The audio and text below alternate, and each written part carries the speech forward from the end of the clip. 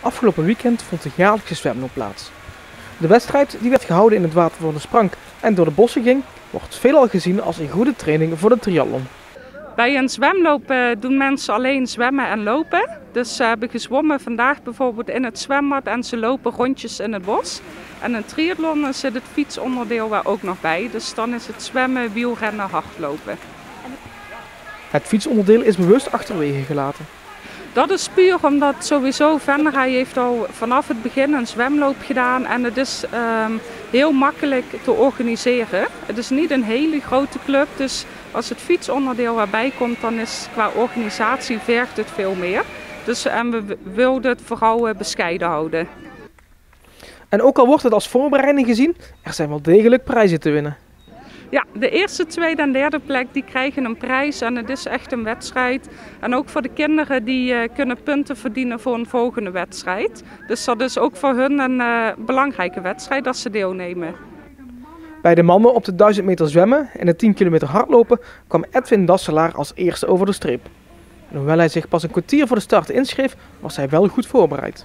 Ja, nou goed, ik doe al best wel lang aan triathlon, dus op zich een kilometer zwemmen. In een training zwem je vaak ook al nou goed 2-3 kilometer. En ik loop veel lange afstanden, dus ook dus op zich een 10 kilometer lukt dan ook wel. Dus dan, ik heb er niet speciaal naartoe getraind, maar het is vooral als een leuk wedstrijdje tussendoor.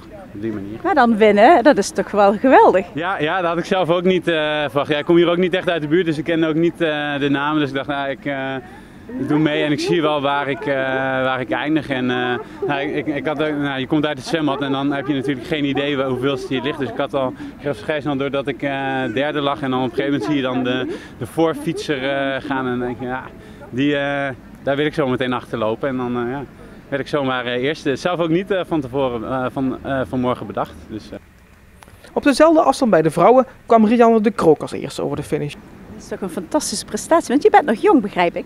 Ja, ik ben 19 jaar en voor mij was dit eerder een trainingswedstrijdje dan echt om meer een tijd te lopen of te zwemmen. En dan presteer je zo goed, dat is toch fantastisch?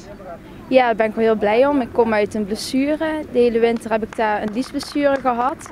Dus om hier goed te lopen, daar ben ik wel heel blij mee. En jij was als eerste volgens mij dat zwembad uit, heb ik begrepen. Ja, klopt. Ik kom ook zelf uit de wedstrijd zwemmen. En daar merk ik toch echt wel mijn voordeel mee bij zo'n zwemlopen. Een goede beheersing van de zwemtechniek lijkt vaak de sleutel tot succes in dit soort wedstrijden.